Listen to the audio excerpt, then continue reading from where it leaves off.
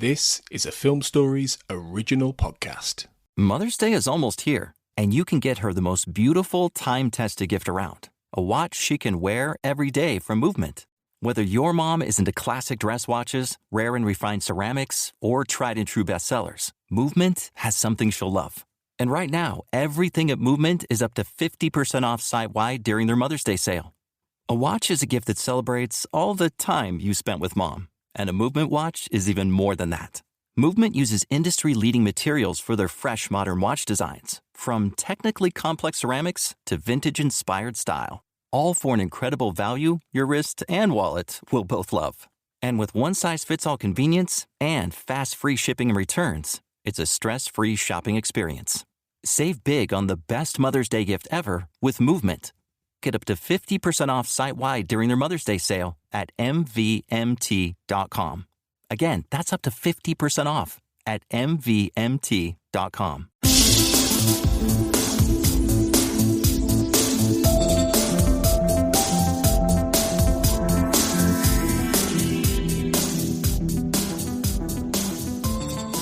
Hello and welcome back everyone to the Xcast. The truth is in here. I'm once again Tony Black, your host for this next piece of coverage on Season 11's fourth episode, The Lost Art of Forehead Sweat. And today, to talk about Darin Morgan, the man behind the magic himself and his Easter eggs, once again is Carl Sweeney. How are you, sir?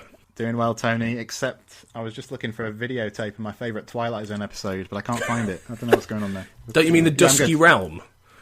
That's it. Could be. You even know me, Tony. Could be the Outer Limits, you know. Yeah. Well, this is the thing, right? One of the things we're going to do in this episode, as well as talk a little bit about Darin Morgan, and we have over the last two episodes, but I think if this is his swan song, I think it bears having a little bit of a discussion about the man and his legacy and things like that. But I think it's going to be fun to sort of pick out here and there some of the little things in the episode that stood out as classic Darin Morgan, either in jokes or things that he would do. And the first one, for me, was once again the use of classic Darin Morgan X-Files actors. Right, so there's a couple in that teaser, isn't there? Yeah, there is. We've got firstly, the best one that he's ever used, Alex Deakin, who plays Buddy the 50s kind of cafe owner / the devil, Dracula, whatever whatever you want to call him. And that guy, I mean, he cropped up in Were Monster, didn't he, as the weird sort of shack sort of motel owner, didn't he? Yeah, last seen drinking rubbing alcohol, I think, in the Were Monster episode. But he's brilliant, that guy. Yeah, he was the hypnotist as well, wasn't he, in Jose Chung? I think he's been in all of the Morgan episodes on the X-Files, isn't he? Well, was he in Humbug? I think he was, wasn't he? He was the curator of that little museum they go to, or Scully goes to. Yeah. What's about Chang and Eng. Yes, that's it. Chang and Eng, and he tells her the story about Chang and Eng. And then, he was the tarot dealer in that's right, Clyde Bruckman. Yes. And doesn't he get killed by the murderer in that? I think he might do.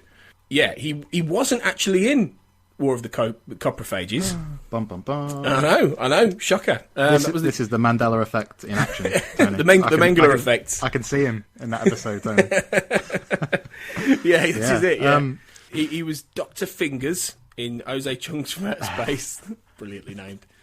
And then he was also in a couple of Millenniums. He was in Somehow Satan Got Behind Me, which was one of Darin Morgan's Millennium ones. He was Greb in that, and I can't immediately remember. I think he must have been one of the four demons in the coffee shop. Yes, he was. Yes, he was. He was one of the four demons in the coffee shop. But also, Tony, that guy opposite him, you know, the guy who's saying, hey, I'm not crazy, the world's crazy. He was in the X-Files. I think he was in the Musings of a Cigarette Smoking Man episode. He was one of the guys who gave young CSM his mission. But what I most remember him from is Millennium, that Somehow Satan Got Behind Me episode. He's like the television executive or whatever it is. No, he's the censor, isn't he? And he's kind of bombarded with, this is unacceptable. Broadcasting standards and practices. That's it. It's unacceptable. Yeah. So hats off to Darin Morgan for bringing those guys back. Yeah. Dan Zukovich is the guy who's I'm not mad, the world's mad. That guy. And he was also in Jose Chung's Doomsday Events, and Somehow Satan Got Behind Me as well. So, he's one of... Yeah, a great little callback. And Alex Deakin was in I Want to Believe as well. So, he was two great ones. Also, Bill Doe as well. Chuck Burks. Who... The legendary Chuck Burks, who... Sadly, we haven't seen, I think, since... Was it Badler, the last one he was in? Yeah, that's right, yeah. Which is a shame, because I think they should have brought Chuck Burks back. Chuck Burks was great. Yeah. Yeah, he was also in War of the Coprophages as Dr. Rick Newton, that guy. I think, was he one of the guys who gets... He's on the toilet. Well, I think he's one of the guys who... Oh, maybe that was him, yeah. I just remember he has the line where he says, after talking to Agent Mulder, I suddenly feel a little constipated. That's what I remember him saying. That's it.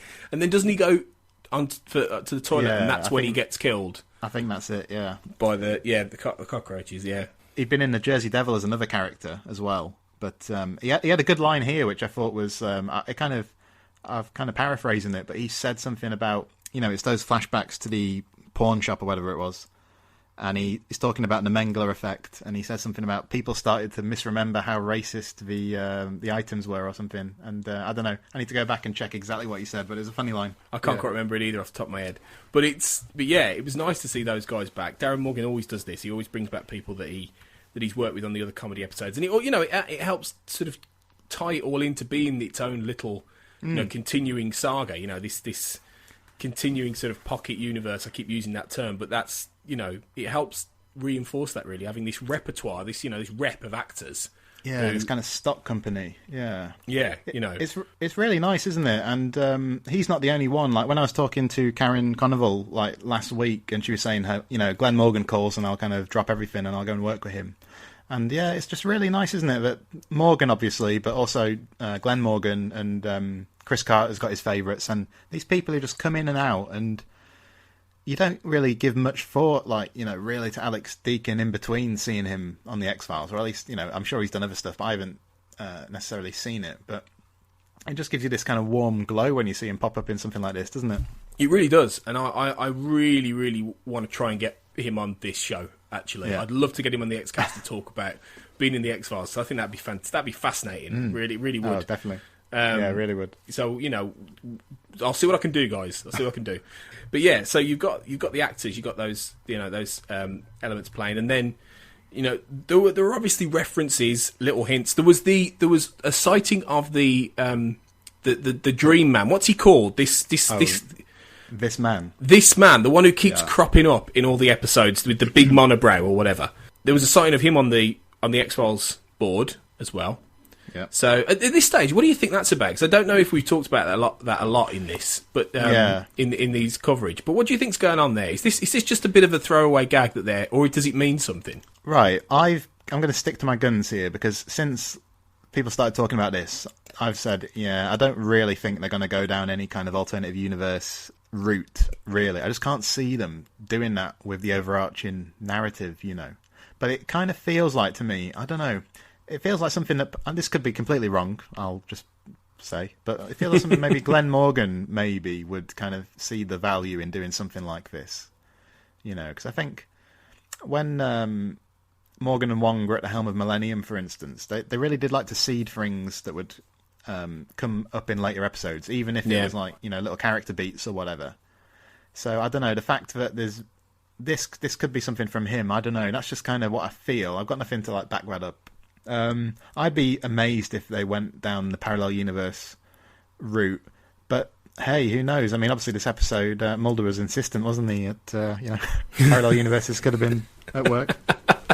Yeah, and everyone's like, Scully's like, it's obviously just not, you're not remembering it, it's obvious. And he's like, no, it could be a parallel universe. But I think though, that unless this whole thing is being set up for Chris Carter to pull a flanker, to me, this is them aware that people are going to start going, oh, parallel universe, and they're going, nah.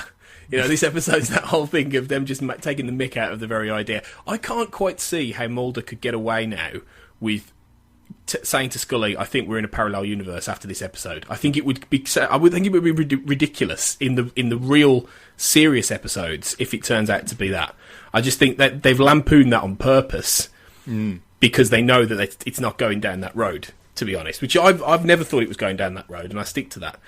I do think the man has some significance somewhere. I think this is going to play. I think this is going to play into a monster episode. Like the one element of the parallel universe discussion that I've given a bit more credence to, and I think maybe this is what they could do, is something where William is exerting some kind of power, or he's kind of got the ability to shape things to his will, or something, and maybe he's kind of leaving these clues or something, and they haven't quite picked up on them yet, and maybe that's going to pay off.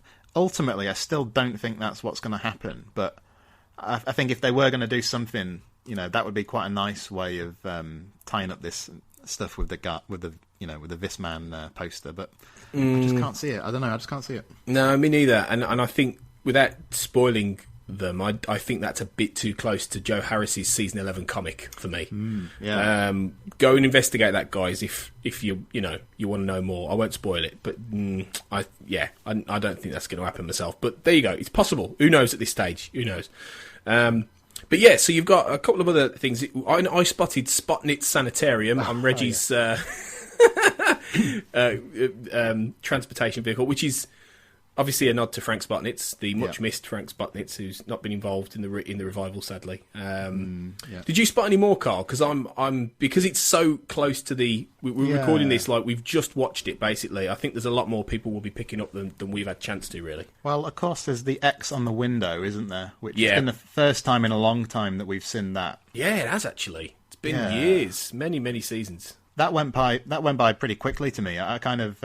It took me a second to work out what was going on there, because when it cut back to the window, I couldn't see what had changed, So was it that Reggie had turned up and put the X on the outside of the window? Is that what had happened? I wasn't entirely sure. I thought that a light had maybe been shone on it. Yeah. But which could be maybe a sort of inverse of the fact that Mulder used to shine his lamplight on the X to summon these informant. Maybe it was that Reggie shined a light on the X from the outside to get Mulder to notice. I don't know. I'd have to watch it again. But I did like the fact, though, that Reggie, he's set up in the same vein as an informant, as an X or a deep throat. That was quite fun, the way they... Because at first you might think Mulder's going to meet a new informant, if you didn't know better in this episode. But then it turns out it's this crazy guy with this theory. So that was a nice one. Yeah, I know we've already talked about those car park scenes, and the only thing I'd say there is it comes quite quick on the heels of the confrontation with Skinner in this, which I thought was a brilliant scene. But it's absolutely in keeping, isn't it, with what's been established in the series, that Mulder would have these kind of clandestine meetings. So yeah, I don't have a problem from it at all in that respect. Yeah, I think it's okay. Well, obviously we talked a bit about the clips, didn't we? And I did see a good story from Morgan about a clip he wanted to include but couldn't. I don't know if you've heard this. No, I don't think I have. No. Right. So he wanted to get in the end scene from Postmodern Prometheus with Mulder and Scully dancing, and have Reggie kind of dancing behind them in the background.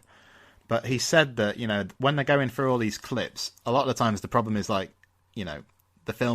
scenes are filmed in tight close-ups or whatever, and it's not always as easy as you might think to incorporate a third actor or another actor into these scenes, So I think, considering that it must have been quite an arduous process of working exactly where they could put Brian Husky in, I thought they did a good job with those clips. Yeah, no. When you make decisions for your company, you always look for the no-brainers.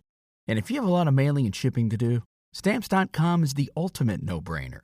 It streamlines your process to make your business more efficient, which makes you less busy.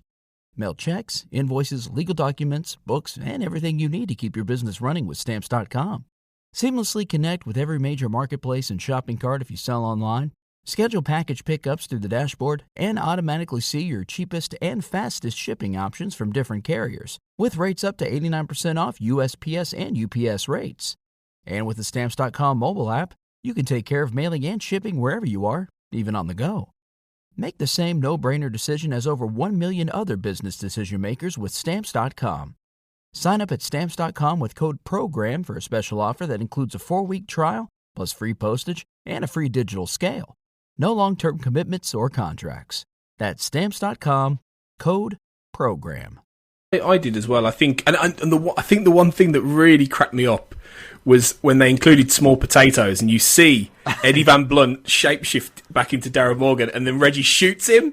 To me, there was a few things about that. I think that Darin Morgan is mocking the fact that he was in it, and he's like, "Oh, look at me! Like, what was I doing?" And also, given the current climate, it's that whole little bit of because let's face it, Eddie Van Blunt was a skeevy. Yeah. So I think it's that whole thing of let's kill the guy, let's show him no mercy. Yeah, that's fascinating because I've heard Morgan interviewed in the past, and I'm sure I've heard him once be asked like directly, did he like small potatoes, and he kind of avoided answering the question, So I got a feeling he's kind of ambivalent about that one. But I've also seen him say that the reason for including the clip kind of had a more kind of practical function in the sense that because he appears as an actor in the episode, he gets some kind of residual check, from having his image included. So it's a financial, it's possibly for financial means as well. He's making himself a few quid. Very nice, very good, very good. But yeah, it was. I think they did a reasonably good job with them, and I think it was just a really fun, cheeky idea. That, you could only get away with in a Darin Morgan episode. Well, what do you think, though? Because, I've, like I said, very quickly looked at the online reaction, and, I'm seeing people say it's too meta or whatever. Where do you stand on that? Because I think where I would come from is from the sense that writing, like, such a metatextual episode is not an easy thing in and of itself. To do it well is tricky, So I don't hold it against Morgan that he's gone down that avenue, No, and I think, really... He's done this. He's always done this. All of his episodes have a level of meta about them. They are taking a step back from the reality and looking at the X-Files through this lens of being able to poke fun at it by knowing the inside jokes, by being aware of it and having an awareness that TV shows don't normally have. The TV shows about action heroes and this kind of escapism.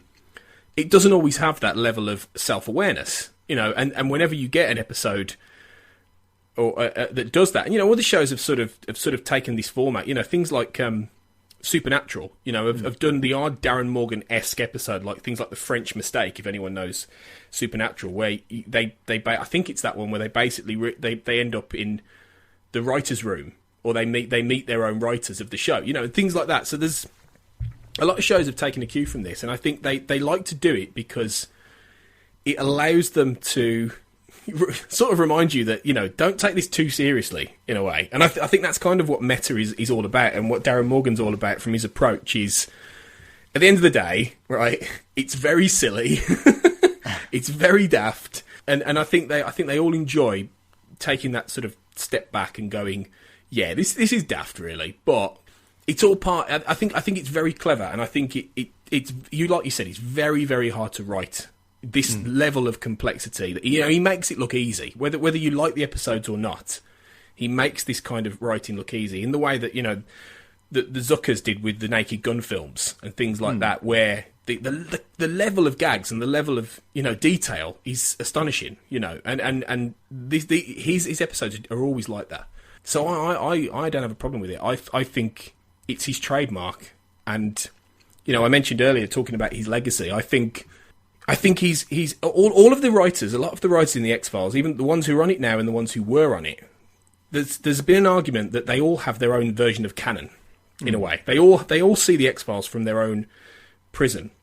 This is something that Darin Mooney, even as our friend Darin Mooney, who's on the podcast, has written about, in his blogs and in his book, that each writer has their own visual idea of what the show is. And while all of them stand out in their own various ways, I think Darin Morgan's stands out so much more than anybody else's because it's so different and so unique. And it's just unlike almost anything else you get on TV. And it always has been. And I think that's why it's going to be remembered. And that's why his episodes always are remembered, by fans of the show. You could try naming, 5 David Aman episodes. No disrespect to him, but there's a big difference. There is, and I think obviously part of it is that Morgan hasn't been, particularly prolific, has he? So the kind of the pleasure of seeing a new episode hasn't faded really at all, I would say. Personally, I kind of am more drawn to like the writers who kind of churn the stuff out, So whereas like it's not that I'm saying like Chris Carter is a better writer than Darin Morgan necessarily. But I find Carter a more interesting figure in a sense because he's so prolific, and in addition to all the writing he's done, he's done a lot of rewriting that we're not always necessarily aware of. And I sort of feel this way with other kind of with novelists and musicians and so on. I always find the people who kind of turn up year in, year out, I find their body of work's a bit more kind of satisfying, to kind of appraise. But that's not to detract from Morgan at all, because I think like his best work is like right up there with like the best stuff that the X-Files has ever produced. I think where I'd slightly take issue is sometimes you read. I don't really have anyone in particular I'm thinking about here, but sometimes you read like the general TV critics who, possibly because it's so metatextual what Darin Morgan does, they kind of sometimes seem to hint at, or sometimes even just come out and say it, that his version of the X-Files is the most worthwhile one, or you can just watch his episodes and kind of dispense with the rest of the series. And not everybody goes that far, but I've definitely seen that kind of strand of thought, and I would disagree strongly with that. Although his canon, if you want to put it that way, it's been hugely influential, isn't it? I mean, Humbug and Clyde Bruckman, so influential because they led to so much of his stuff, didn't they? And he's gonna have a very, when the ultimate, the full story of the X-Files is finally written, whenever the series is finally over, the Encyclopedia of the X-Files is going to have a very chunky section on Darin Morgan, isn't he? Because even though he comparatively hasn't contributed that much to the series, as opposed to some of the others, he's kind of left a big Bigfoot Sasquatch, shaped footprint in his wake, isn't he? Yeah, Mulder would have trouble squatching him. It's true. No, he really has. He's left a real mark, and I think in the final reckoning, when people put together their top 10 X-Files of all time, you're going to have at least one or two Darin Morgan episodes in there, and on that average, on that ratio, it's pretty remarkable, really. Not many other writers would do that when they've only written like 5 or 6 episodes out of 200, plus, and that's that's a testament, really. So I think what he's done is great. I think this is a great send off for him, for his interpretation of the X-Files. Full of his same kind of jokes, full of his Easter eggs, very timely, topical, about certain things, even if maybe the Trump alien is a little bit of a step too far with his invisible wall in space. Yeah. But I'd rather him be doing that than write something that's funny but doesn't say anything. And the difference with this and Weir Monster was lovely, but it was saying something different. It was much more sort of a inverse take on the monster of the week idea, in that we were the monsters, and and that poor Guy Man was just like in the wrong place at the right time. This ancient creature. It was a different take on this. This is Morgan, taking on the mythology, essentially taking on what the truth in the X-Files means, and ultimately his belief is that the truth doesn't matter. The truth is out there. Because it doesn't mean anything anymore, really. And, he's... I think that's kind of his philosophy, and that maybe one of the things he's saying is that we all just need to chill out about this. We all just need to stop worrying about it, and start... and start facing the fact that everything's just so complicated and crazy, and, it's impossible. We're never going to quite solve it all. We're never going to quite understand it all. So just go with it. And I kind of think that's the message he would... That's kind of what I take from it. I think that's what he's leaving behind. Yeah, I think what I really like about these last 2 Darin Morgan episodes is that you've got one that's very inward-looking, it feels like to me, and one that's much more outward-looking. So they make a nice contrast. So, like I said, I really enjoyed the kind of midlife crisis aspect of the Weir Monster, and that kind of existential discussion Mulder and Guy Man have in the cemetery. But it's nice here to see him kind of focus that gaze outwards, I think. And obviously it seems like opinions divided on how successful he's been. It seems like opinions divided on how appropriate that approach was in the first place. But I'm glad, this is my initial kind of snapshot reaction. I'm glad that, Darin Morgan sat down, to write an X-Files episode in, what would have been 2017, the thought going through his head is, how do I write an X-Files episode in the age of Trump? And I like the fact he's kind of confronted that head on. I like the fact he hasn't kind of sidelined that and tried to do something that wasn't true to his original aim. So very curious to see where opinion falls on this one. I suspect that some of the people who didn't like this one may come around somewhat on it. I'm not quite sure. But by the same token, it may be that some of the people who've come straight out and said, like, instant classic or whatever, may feel in the final reckoning that, okay, it's not quite as strong as Jose Chung, Clyde Bruckman. So, yeah, well, let's wait and see, I suppose. Yeah, and we'll get a taster of that in a couple of days when you do the listener mailbag with your guest on that episode. And, you'll get some interesting feedback, I think. it'll be a very interesting discussion to see what people have said there. So, that'll be really good. That's coming in a couple of days after our interview with Brian Husky himself, Reggie something himself. And he was a really nice guy to speak to. And, that's coming very soon, guys, that interview. If you're one of our patrons, then you've already heard it, you lucky people. So that's our coverage of the lost art of Forehead Sweat until the mailbag, all done and dusted. So it's been nice to do this with you, Carl. This is our only one where we're doing season 11 together, I think, unless there's a sudden change in the wind. And but you'll be back. You'll be doing the mailbags for all the episodes, so you'll be getting some guests on and talking about that. So you're doing a great job with them. So it's great to have you on board. Thank you. Yeah, those mailbags have been really fun so far. So yeah, if anyone's listening and hasn't put pen to paper yet and got in touch with us, or put finger to keypad, then please do. It'd be great to have as many new opinions as possible to read out in the forthcoming episodes. Yeah, absolutely. Do that, guys.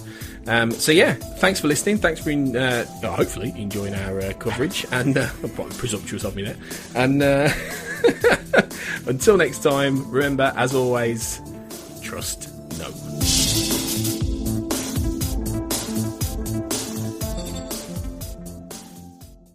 Did you know a 2018 study showed half of prenatal vitamins tested had unacceptable levels of heavy metals?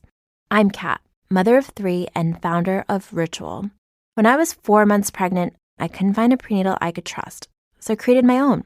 Ours is made traceable, third-party tested for heavy metals, and recently earned the Purity Award from the Clean Label Project.